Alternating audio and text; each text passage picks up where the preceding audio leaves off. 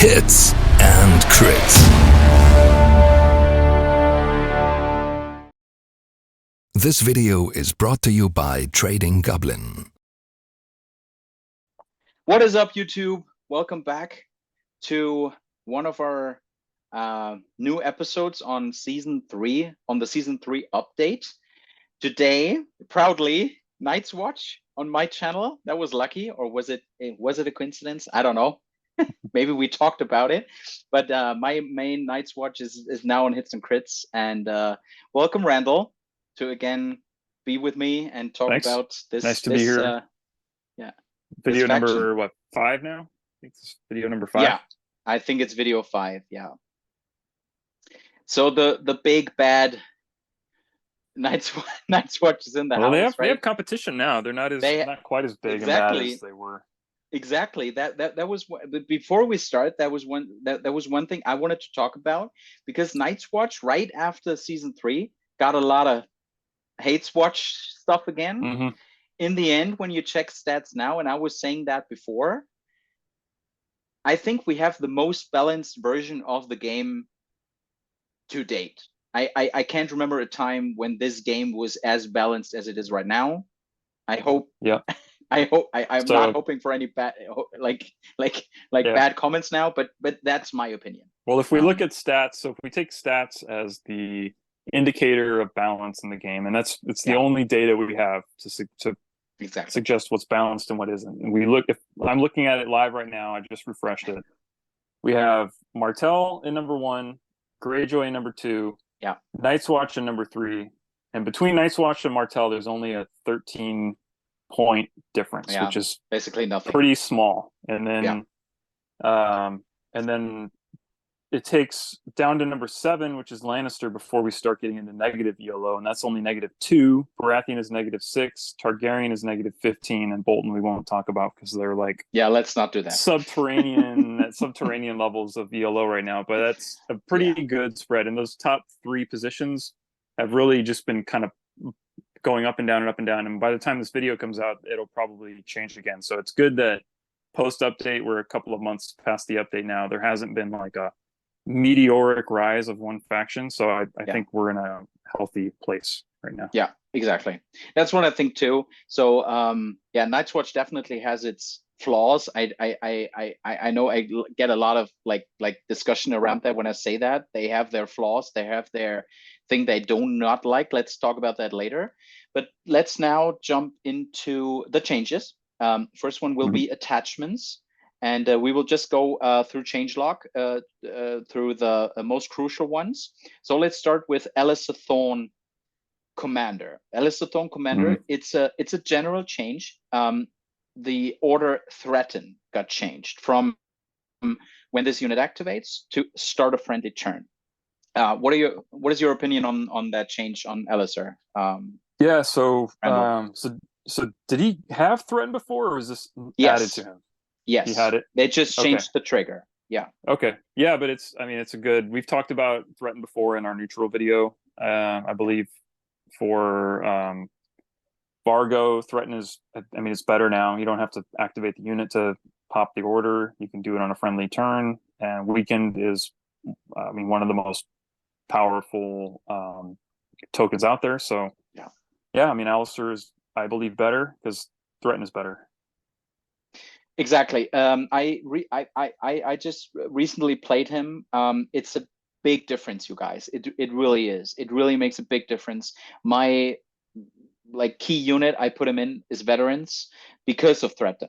And now with a better Threaten, you can basically build a weakened bubble around you. No one wants to attack you. It's like with the Disrupt and the Counterstrike already. And when you have Cold Hands with Ravenflock behind it, no one wants to attack you, especially like units like or factions like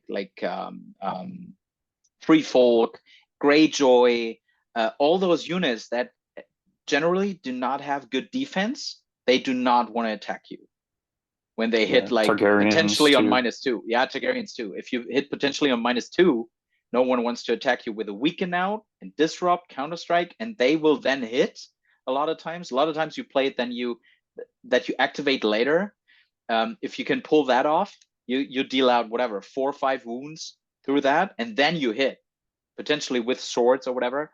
So Ellis of Thorn in my really made got a big buff in my opinion. I personally play him pretty defensively. I know there are other ways to do it because of the Prey on Fear and the Vicious and the Price of Failure card. So basically hitting everything. And the Price of Failure card also, I'm jumping now a little bit to the Tactics card, but it's still on Elisir. The Price of Failure card, the punishment is not as bad as it was before.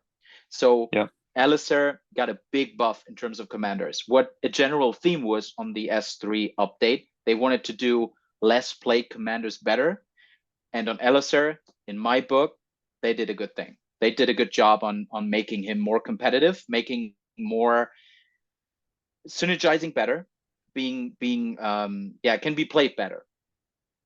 Yeah, and another theme of this update was less punishing consequences for playing cards and abilities. So like you mentioned, Price of Failure, we talked about that previously in another video. That one is less punishing, at least less immediately punishing than it used to be.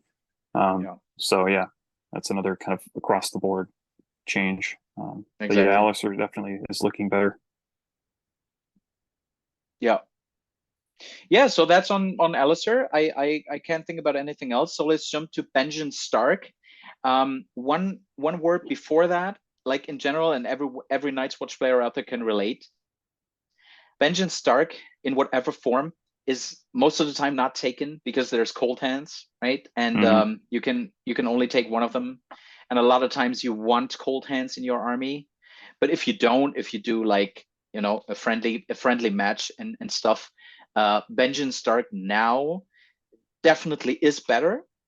They removed Ambush from him, which is, for me, Ambush is an ability which is not triggered often and which is not really cool to have. And they changed it to the Order Stark Fury, which basically gives you crit blow and sundering with the punishment. So basically getting wounds out of it. So, but still, now Benjen, imagine him and Rangers, right? He's giving them a 7 movement. They can march and pivot before that. So you have such a threatening unit on the table, which can do so much stuff, especially with his tactics cards, with Lying in Wait, with Hunter's Insight, I think it is. With all these cards, they can do cool movement and shooting and activation shenanigans. Plus, with Stark Fury, you can build a Ranger Hunter unit, which is quite devastating because of sundering and crit blow potentially. I know crit blow is pretty dice dependent, but still, crit blow and sundering on a Ranger Hunter unit makes them pretty devastating. So yeah, also better commander now. And then just from a kind of as me not being a Night's Watch player, I've always only been on the receiving end of them.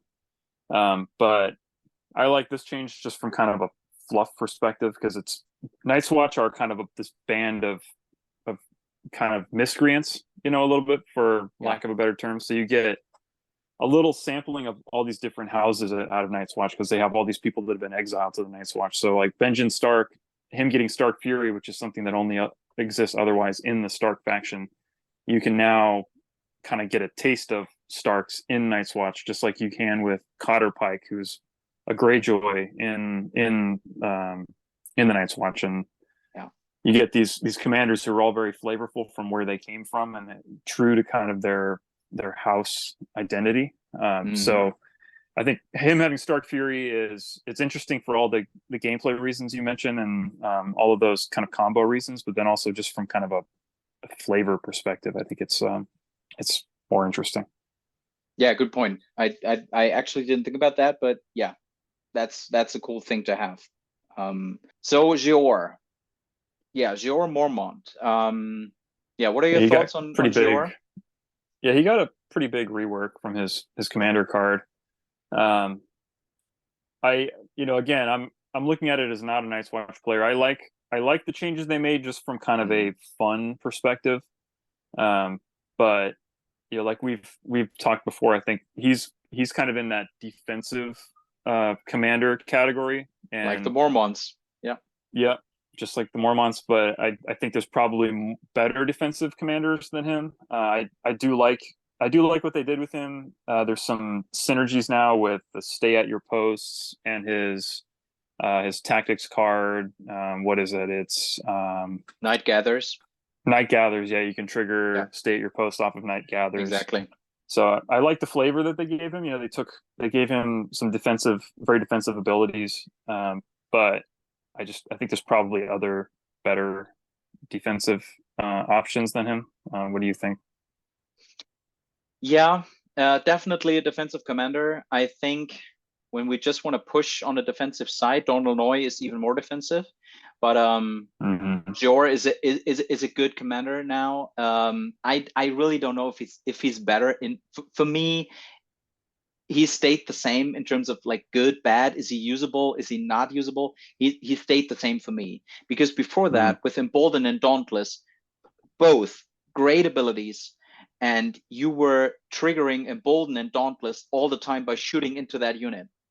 Because most of the time when you put him into a unit, you are already on 4 morale on Night's Watch in general, because it's always like 5 morale across the board, like in almost every unit. So when you put him in some infantry, you're already on 4. If you put out a Warwood, you're on 3. So if you're shooting into that with awful NCU, or with your Rangers or your Builder Crossbowman, whatever, you can shoot into that. You're always dealing out wounds, and you were also triggering his abilities. Now with Stage Your Post, you can trigger that by shooting into it, but you can, as you said, you can trigger it by his tactics card, Night Gatherers, and yeah, and still, especially in the end game, when you heal him up to a certain point and you trigger some, and there's some kind of trigger on the panic test, it really turns the game around. I've seen that happening where he was pretty beaten down, and he just healed back from Stage Your Post. It can be quite surprising for your opponent, with Amon on the side, with Stage Your Post right in the middle somewhere. Yeah. The healing potential is so big on him now, and it surprises some opponents how good that ability is, especially when you have something like crawling around somewhere, like Cold Hands with a 2 morale in short range somewhere. It's also triggering, right? It's a unit in short range triggering it. It must not be Geor. So if you keep Cold Hands around, and at some point he does a panic test, whatever the reason might be, you can also heal back, right, from that. So good commander now. I don't know if he's better. I tend to say he's better, but I'm not sure. But I definitely like the whole rework. I think they did a good job, and I like to play him, and that's that's the most important thing, right? And I love him in Spearman. Spearman for me is the natural place for him. I mean veterans work too, sure, but I like him in Spearman better. All right. Anything else on Geor? No. I think we can move on to Corrin attachment. Which, Corrin. We got to kind of the grizzled caveat the discussion with, if you take him as an attachment, you can't take him as an NCU. So that's going to be a non-starter for a lot of people's lists. At least competitively. Yeah. You will definitely think about that. Yeah. Yeah. So he went down from 2 points to 1 point. And with him, he's a battle scar unit, and unlike I think every other battle scar unit, he has a secondary ability. So he has what is it, stubborn tenacity, I think. No, it's go down fighting. Or go down fighting. Yeah, exactly. Excuse me. So for 1 point, you're getting more value out of him than every other battle scar attachment, I believe. So yeah, I think with the buff to the Shadow Tower Spearman, that's probably a natural home for him, or veterans. Or veterans. I think you've probably seen him How have you seen him on the field yet or No. before? No. No. And actually, I tend not to play Corrin. Like sure I did quite often, but at some point it was just it was not fun for my opponent. It was at some point not fun for me. So I tend to use not use Corrin NCU, but still even if you take Corrin NCU out, I don't know if I would really use Corrin half-hand attachment.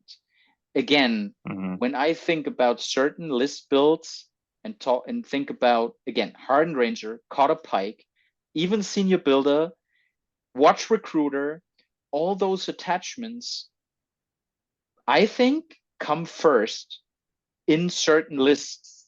So I would still put him in like, yeah, maybe somewhere in the middle in terms of attachments, maybe even the last third of it.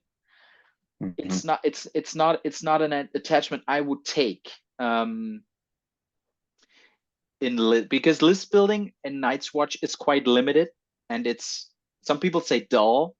It's not impossible to put them in there, but there are way more better options for you for this 1 point to make a certain unit, vicious, highest attack value and heal back 1, or having improved defense, or having how'd you call it, furious charge and elusive escape, right? These attachments work better with certain units, and then you don't have the points open.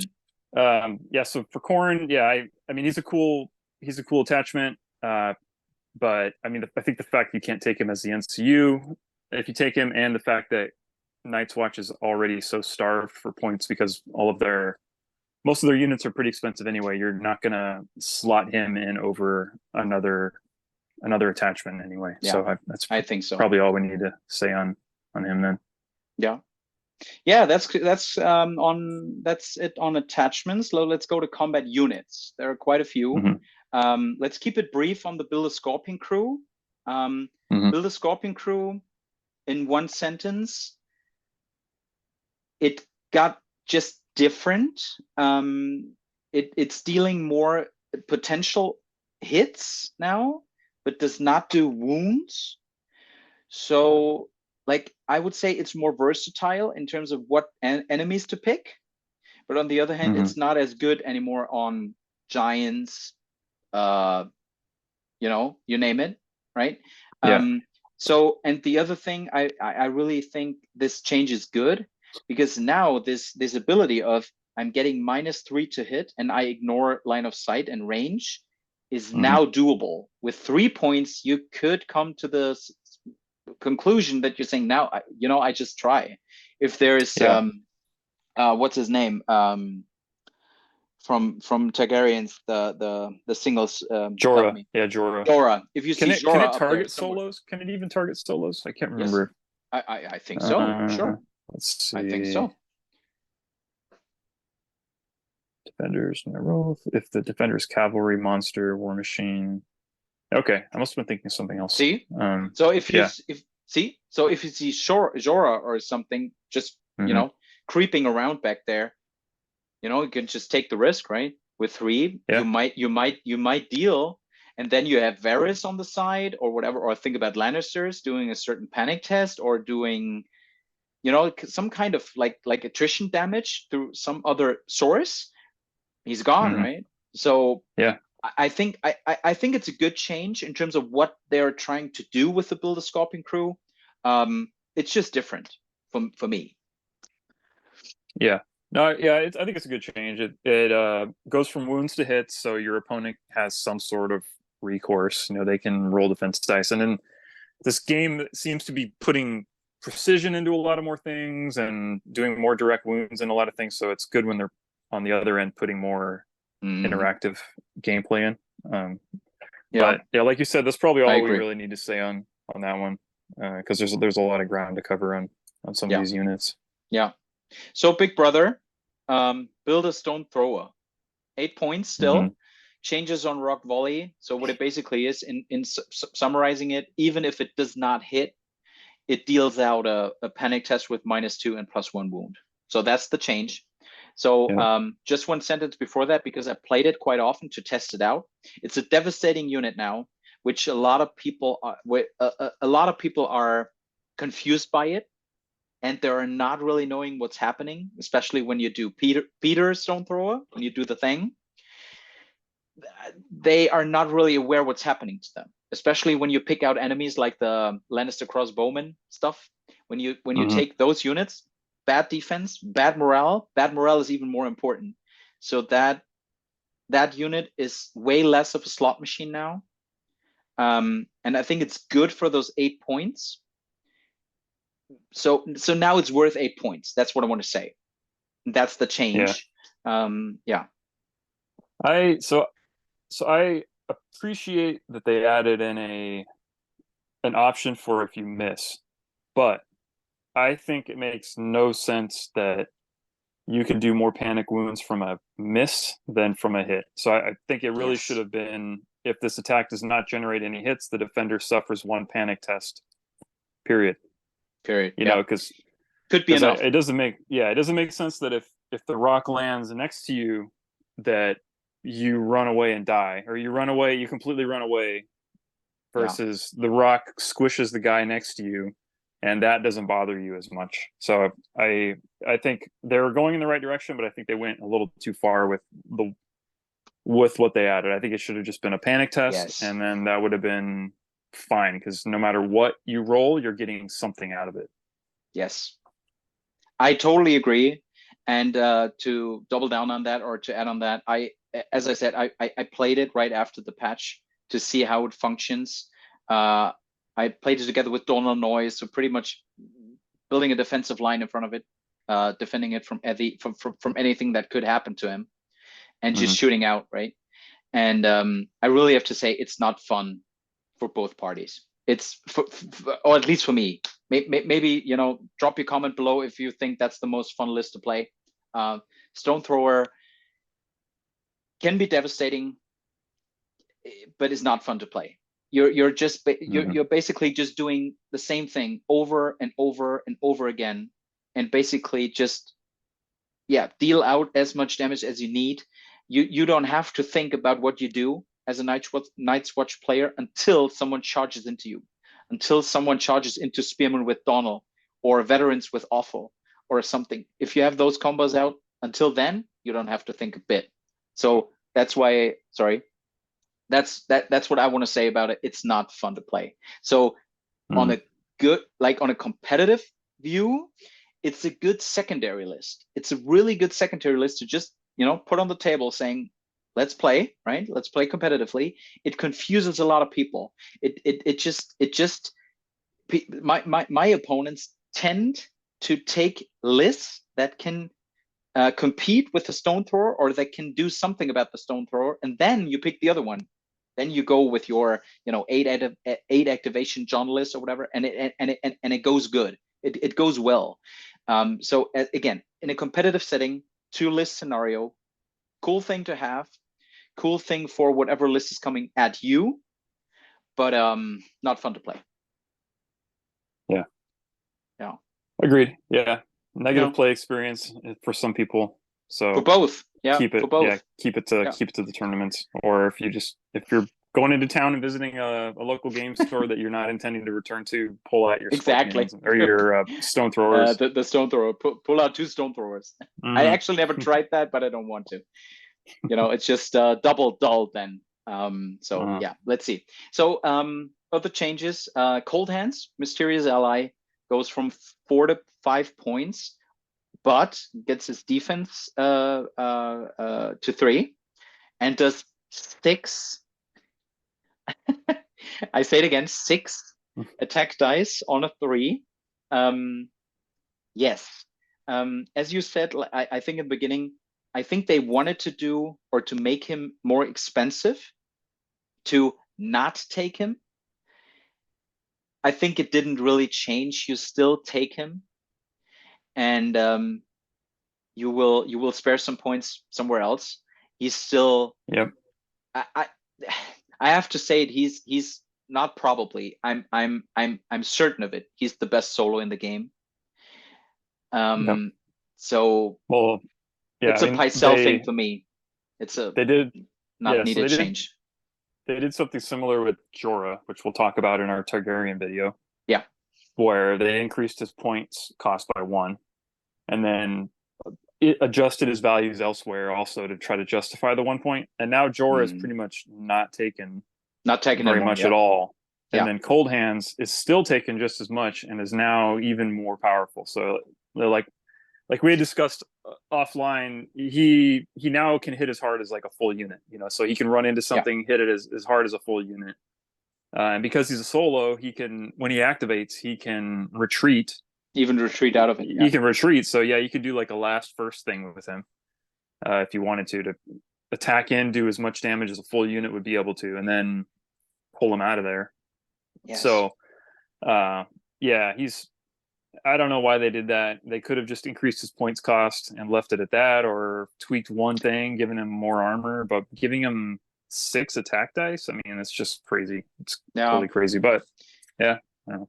Yeah, a lot of times when I play him, I actually push him forth to let him being killed a lot of times, right? He's such a good shield because players do, a lot of times they do not really want to kill him. So now with his 3 defense and the Raven Flock and the 6 attack dice, he can basically, he's so versatile. He can do anything. He can finish off a unit. He can be killed, come over outflank, and really does something. A lot of times I just push him like on the backfield on some token in a 5 objective scenario. I just put him on the token, just leave it there, right? If you can't pull off anything else, if you can't pull a cheap, if you can't kill a cheap unit out there, or if you cannot use, if you are not able to pull off the combo like with and now it's Watches Ended and stuff, at some point you just leave him and he just scores, right? So yeah, best solo in the game, not needed change. For me, like Pycelle was an NCU, never needed a change. Was good as it was. Same with Cold Hands. I'm totally agree on the 5-point increase. That's good, like in general, as a balancing factor. But as you said, both buffs, I don't know, not really needed. Yeah. But then going back to what we said at the start of the video, he's got buffed more than he probably, I mean, he got buffed, but it isn't making Night's Watch jump ahead by leaps and bounds above other factions. So at the end of the day, he got these buffs that make him better, but Night's Watch has not ascended the competitive charts still. So I think it's a change that'll probably be felt like when I play games kind of in the local scene, not at the high levels of competitive play. So maybe it's something that, your average folks playing the game, like me down at the local store will encounter or have a little more trouble with maybe, but at the high competitive ends, it doesn't seem like it's affecting things too much. No, exactly. Yeah, that's on Cold Hands. Let's go to Ranger Hunters. Ranger Hunters got their they got an increase in attack dice from on the second rank from 5 to 6, but they also, and that's the most important, they got the hit value on ranged attacks reduced from 3 to 4, or worsened from 3 to 4.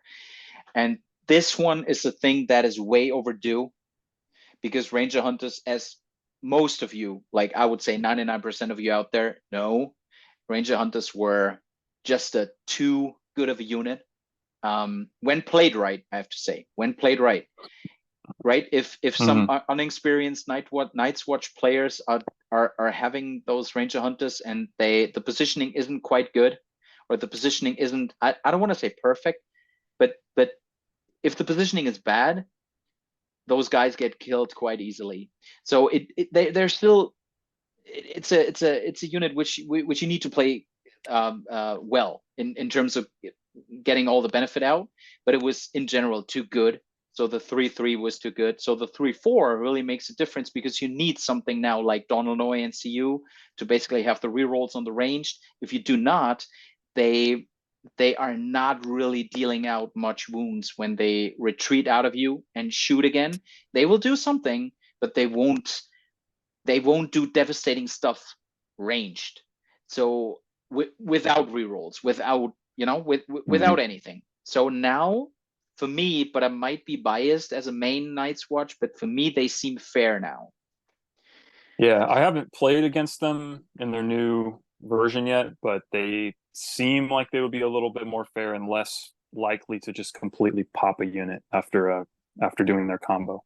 Not happening anymore. I really have to tell you, it's a big difference. It really changes things. Yeah, it's a big difference. It doesn't seem it doesn't sound like much, right? Hitting on 4s instead of 3s, but and they get more dice, but it really makes a difference. Yeah. So that's a change I can get behind. So I'm happy with that one. Yeah, everyone is, right? Yeah, I think even Night's Watch players are feeling this is more fair. It's still a great unit, but now it's kind of evened out. Yeah. So on the Ranger trackers, Ranger trackers, they hit value improved from 5 to 4 on melee, and the melee attack dice value reduced. I think we can quickly go over that one because, and I might get some comments now, but if you play Ranger trackers in melee, you're doing something wrong. So yeah, so I don't really care about that change. I don't know about you, but it's like you said, you're not using them for melee. I would say these guys have the melee profile now that like Dothraki Outriders have. They have the exact same melee profile, and good comparison. You never attack with your ranged cavalry. This is only going to come in handy if you're stuck in a melee and you're having to like slap something back. So this isn't really, I wouldn't consider this some monumental buff. It's not going to change the way you use them, but I think it brings them more in line with other similar units in the game. So as far as I'm concerned, it's a fine change. Yeah, fine change. Maybe in the same category as veterans. Veterans got the precision we already talked about in prior videos. We talked about like precision got dealt out like candy, right? To everyone got precision. I think it fits them well. It suits them well in terms of when you read the unit card. I think it's a good thing they have it because like auto wounds or precision was not really into the Night's Watch portfolio. So it's good to have, but in the end, it does not really change a thing how you play the veterans. It does not change which commander you put in. It does not change which attachment you put in. So yeah, small change doesn't really make a thing, and for me, so I don't think it's going to make people take them more. And I'm not a fan of precision being showered all over the game because it's not a very fun thing. I think it's one of those abilities that needs to be rare, and because there's no interaction at all. You roll a 6, it does a wound. Your opponent doesn't do anything. But yeah, I don't think this is that much of a significant change because it doesn't change whether people are taking veterans or not, like you said. No, exactly. So let's go to NCUs quickly. We still have the Shadow Tower Spearmen to discuss. Correct. The Shadow Tower Spearmen. Actually, one of the most important ones. That's what maybe I forgot about that because of how important it is. So Shadow Tower Spearmen, defense improved to 3. Yes, that also makes a big difference, especially in list building, where in lists where you used to do veterans or where you used to take Sworn Brothers with a relentless with a watch captain. Now you take Spearmen, especially when you're not using cold hands. In the rare cases you're not using cold hands, I would always prefer the Spearmen over the veterans, as an example, especially when you put a watch captain into the Spearmen. This is such a good unit, right? Because they have the relentless and the set for charge, and they can activate, and they have the boldness and courage. It's a unit which is, let's say, Death Star unit fits them well. That phrase fits them well. So yeah, big change, and you can already see it in lists. When you check Night's Watch lists, Spearman is, I don't want to say everywhere, but way more often than before. Because before the change, I don't want to. You saw them rarely. Yeah, I mean it's a big change going from 4 up to a 5 up, or from 4 up to 3 up. To 3. There's lots of sundering in the game and things that can reduce your armor, but still, I mean, going from 4 to 3 is huge. There's other similar spear units in the game are all pretty much at a 4+. Some of them have defensive orders, but they're all at a 4+. And kind of like you and I were discussing offline, I kind of compare them a little bit from the Night's Watch faction, kind of comparing them with like Greyjoys, who Greyjoy units are costed according to what they could be when they have like a little bit of a pillage ability, but when they start off, they're a little undervalued as far as what their stats are. And Night's Watch, I look at them a little bit similarly, except they usually start already at a good value as a good unit. But then their value gets increased when they get all these attachment cards stuck on them. So you look at Shadow Tower Spearmen, who are now a very good defensive 7-point unit, and you just toss a couple of those cards on them or a really good attachment on them, and now they're just like insane and unshiftable. So I don't necessarily think this change was needed, but we'll see how it affects the meta in the coming months. I agree. Like in a like just looking at this one particular unit, I think it was a good change for them, because now they are in the game. They are in the Night's Watch lists now. So because of this change, because before that, you were always tending to take the Swarm Brothers, right? So I never took them before. I mean, sometimes, but I didn't really use them. Now you use them, and as you said, I think the problem is not the unit in general as it is. The problem is more, as you said, the vows you can attach. If you think swords, shields, fire, these are the cards you want to have in hand when you want to play it out on the Spearman. Those 3 cards. You make this unit a real killer, right? So and then just from a like nerdy fluff angle, it annoys me when a unit is a 3-up save and it doesn't have a shield in its hand. So these guys, they already look like they're just kind of half armored. They have like some shoulder armor and some greaves or whatever. They just have kind of partial armor, and all they're holding is a spear. True. They don't have a shield, so it annoys me from that perspective when, usually when a unit is just holding a spear, that's a 4+ or 5+. When a unit has a shield, you expect it to be a 3+. Some are a 4+. So I guess from that, it's just kind of like the nerd rage kind of builds up in me when I see a unit without a shield getting a 3+. But that doesn't matter. The designers don't design the game to please. But I feel you on this lore thing or thematic thing, but I do not think I still think we shouldn't go too far into that discussion, because then I will bring the sand skirmishes out and stuff like with it. Right. They just sand skirmishes are like on a 4 defense, and they just have like a little piece of cloth, right? It's I guess at the end of the day, their defense save is like, you have to look at their whole defensive profile. The sand skirmishers are very nimble, just like the Dothraki Blood Riders are a 3+, but that's because they're a bunch of like juiced up psychos who can just shrug off any amount of pain. Anyway, we're going on a tangent, so we can. I'll like get off of my you just said it. My soapbox. I'll get off my soapbox about the Shadow Tower Spearman. We can move on. That's fine. So NCUs, Craster. Before I start, I have to say, a lot of times you will take other NCUs because they're just better.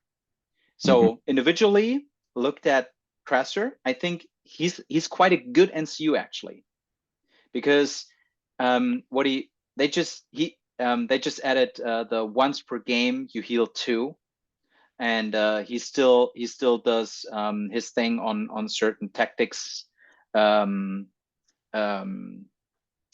zones. Zones, exactly. So the +1 movement is quite good. So a lot of times I keep him for the horses and the bags a lot of times, but he's just good. He's a good NCU, but there are better options. So that basically summarizes the change. In some instances, it can be quite good to have this once per game I heal 2. That can be good. But I think if you get to that point as a Night's Watch player, something went a little wrong in your right in your setup. If 2 wounds is the deciding factor for you, then exactly. So that's it from my perspective on Craster. And one side note maybe on Craster, I think there should be 2 sculpts for Craster, but that's just a side note that has nothing to do with. I mean, when we're going into fluff and like armor and art and artwork, I want. I had my rant. I had my rant. You can have your rant. Okay, I got it. I had it now. Okay. Yeah, that's it for me on Craster. What do you? Okay, what do you think? Is there anything? No, I agree. Okay. I like that he's now sharing an ability with his other persona, his free folk persona. But it's not enough to, I think, throw him into list. 2 wounds isn't going to make or break his selection into a list. So I don't think. I think it's still status quo ante as far as NCU picks for him. So we can probably move on to the next one. Yeah, let's go to Xior. So Xior changes to duty to the realms of men. So he still moves around tactics cards, or vows from unit to unit. He still does that. Now he does once per game. He can draw 1 tactics card out of the discard pile and attach it to a unit. To be honest, as a Night's Watch player, same sentence I said about the trackers.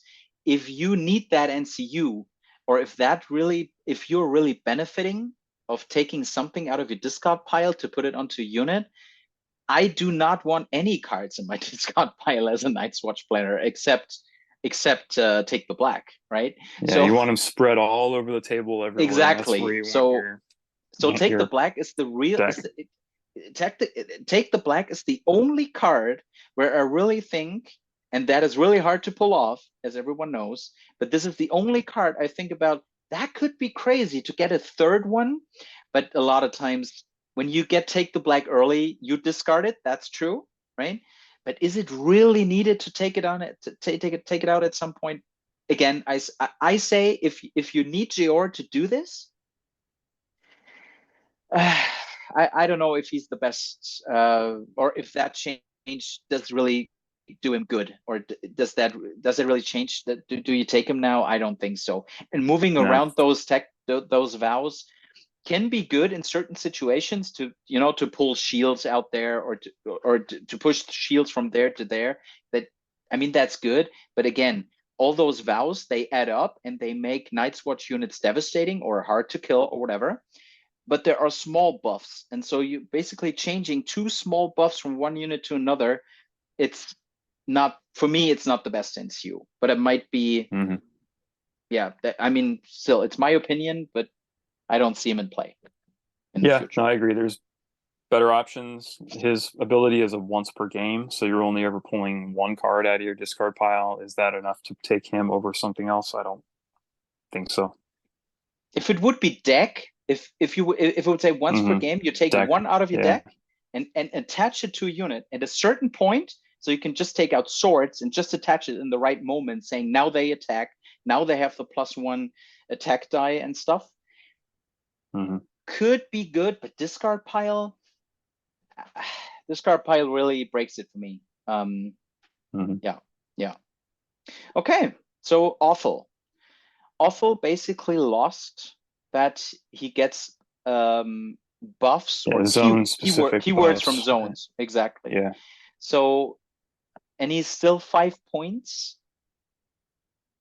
I tried him. My summary on it would be, if you take him on Freefall, Greyjoy, maybe no Targaryen's not even, because it's, if you play the Dothraki, you're only 2 ranks. So yeah, on Horde armies, Freefall, Greyjoy stuff, it could be good, but still it's 5 points. And when you compare that to the one we're talking in a second, Dennis, Aemon, Donald, that stuff, he can't compete with those guys. Yeah. No, yeah, I agree. And especially Corrin. Corrin is the same point value, right? So yeah, and rarely are you going to be taking 2 5-point NCUs. I just don't see that very often. Exactly. So yeah, I think maybe the old one was too good. I can't really relate. I mean, he was fun to play, and he could really do stuff, but I never considered him as OP or unfair or too good. So yeah, I don't know. I really don't know about the change. Does not change a thing for me, at least. Yeah, I agree.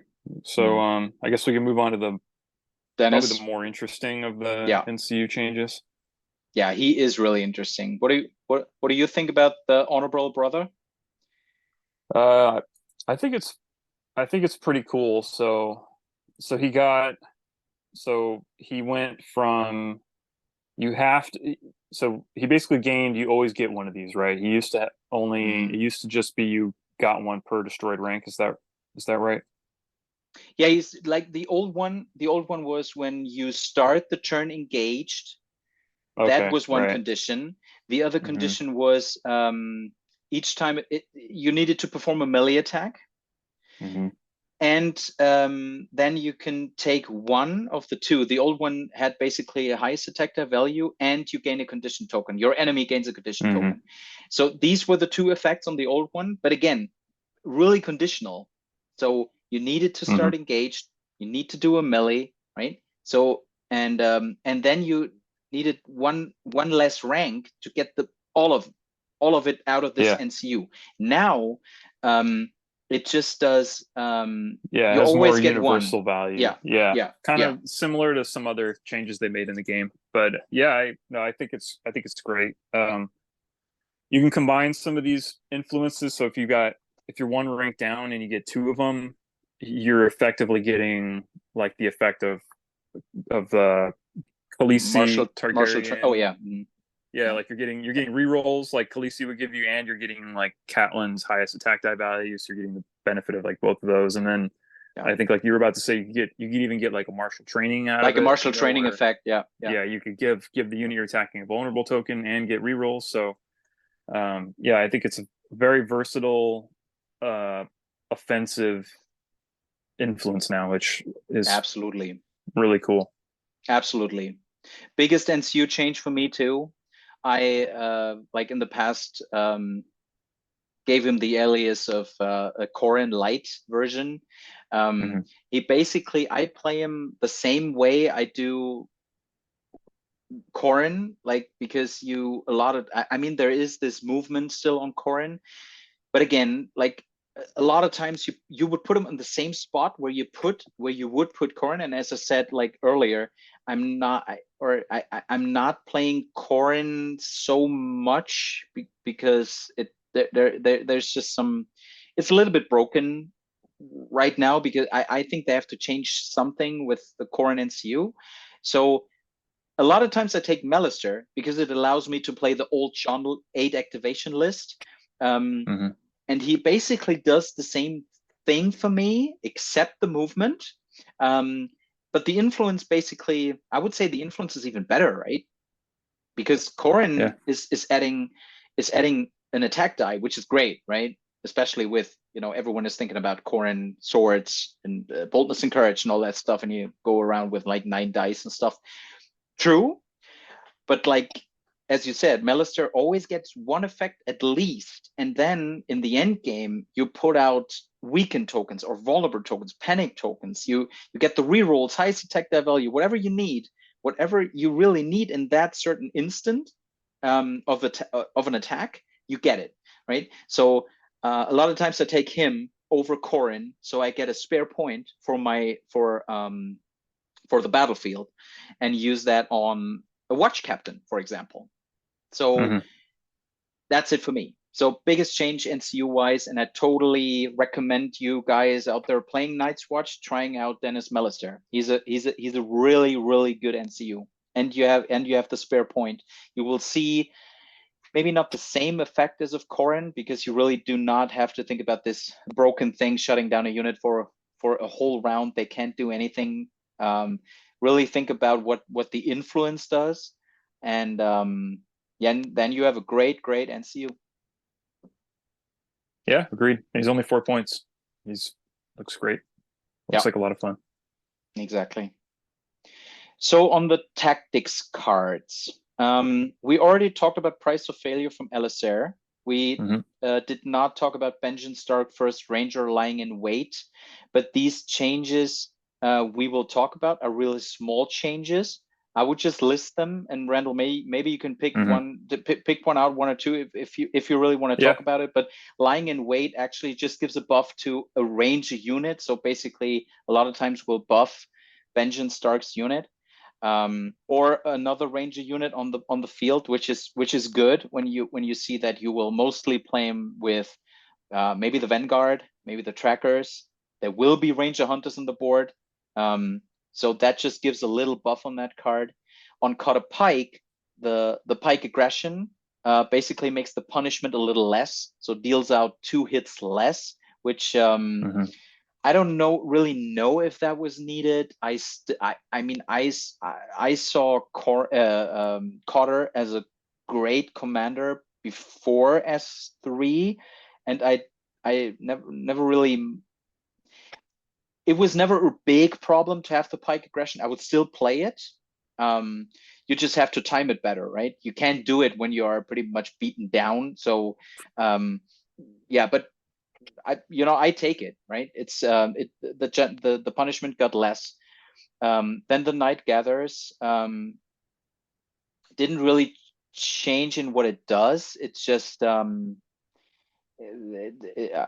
think just the wording is a little bit more precise. It still hits back and gets attached until the end of the game. I think for me, the big change I want to talk about, or where I want to spend like 2 or 3 minutes, is Dennis again. But do you have anything on the stuff I just talked about on the three? No, they're all pretty small changes. I mean, Lying in Wait with Benjamin Stark, it adds a bonus for Ranger affiliated units, which is great. Adding bonuses for affiliation, I think, is good for the game and good for fun. Price of Failure was a change we already talked about. Less punishing. Pike Aggression also less punishing. So it's one of these changes that we're seeing all over season 3, that the kind of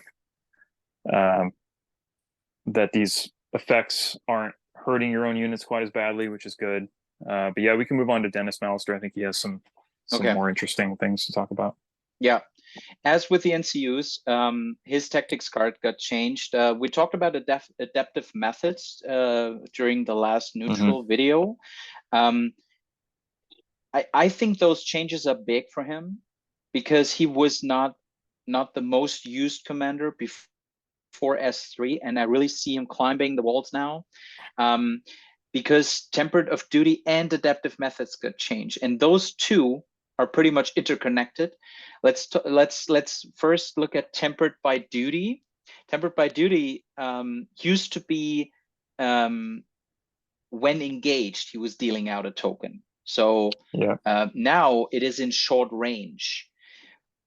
And I feel this really makes a difference. I tried it twice, I think, or once or twice, and I saw this commander work way, way better, because there's one less condition, right? Because short range is way easier to pull off than being engaged with someone, and it can target even more people. Sometimes you get too tempered, because Tempered by Duty gets like out of the game instantly, because that's on his commander card. On his commander card, it basically says when you pull him down in deployment, you get 1 tempered by duty card out of your deck and you attach it instantly. So that really in round 2, 3 really makes a difference, because you get tokens out like there's no other day, right? And now to adaptive methods. Adaptive methods, this card, as we talked about, got way better. Maybe you want to take that. Yeah, he's definitely even more so a token generating commander, and that kind of goes back to what I was saying about all these Night's Watch commanders having their own little flavors from where they came from. You know, he almost feels like a little bit of a fusion of that kind of neutral and kind of a little Baratheon-esque. You know, I think the Lannisters are like from the Riverlands or something, but yeah, it's definitely a different style of play for totally different Lannister, which is awesome. You know, you don't see a ton of token generation in Night's Watch, I don't think, from most other commanders. So it's really cool that he has this ability to throw them out all around him. Yeah, there's a Furious Charge here and there, but there's and there's swords, right? Sword in the darkness, yeah. Sword in the darkness, but that I think that's that. So yeah, and the elusive escape on the Hardened Ranger, which I really like, because he does vulnerable and weaken. But as you said, like he's focused on dealing out tokens and making the best out of tokens. And with adaptive methods, he can even remove 1 from him, dealing out 2 to 1. So he's throwing tokens everywhere, right?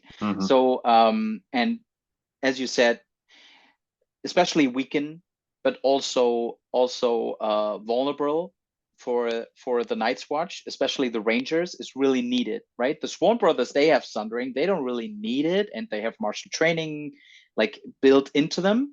But for the Rangers, for the Trackers, for the Vanguard, for all these, they do not have Sundering or any big melee abilities or keywords. So I think I from what I've seen in those 1 or 2 games I played with him, that makes a difference for those units.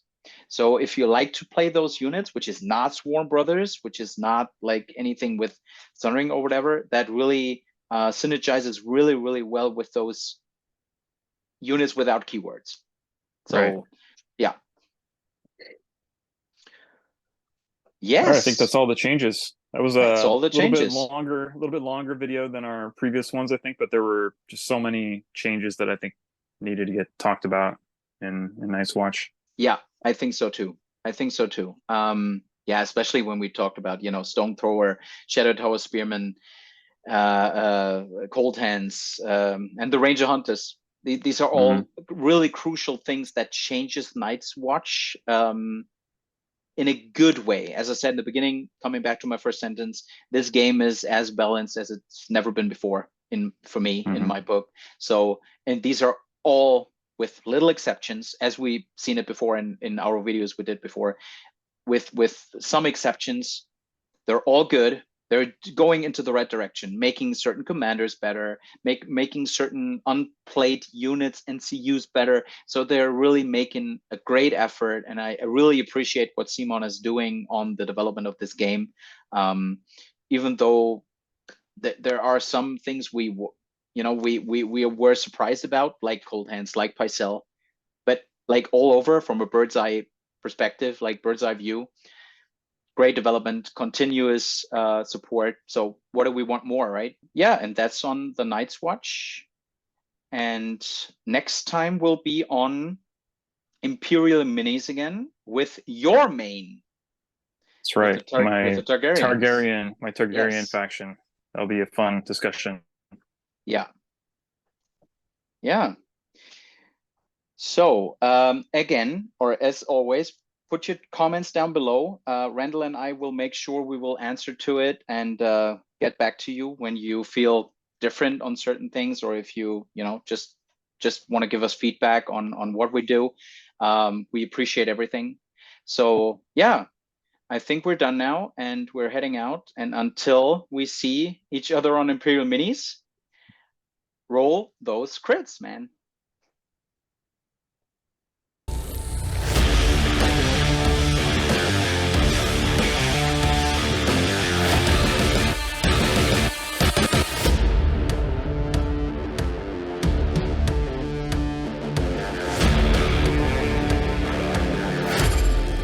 Come for the hits and stay for the crits.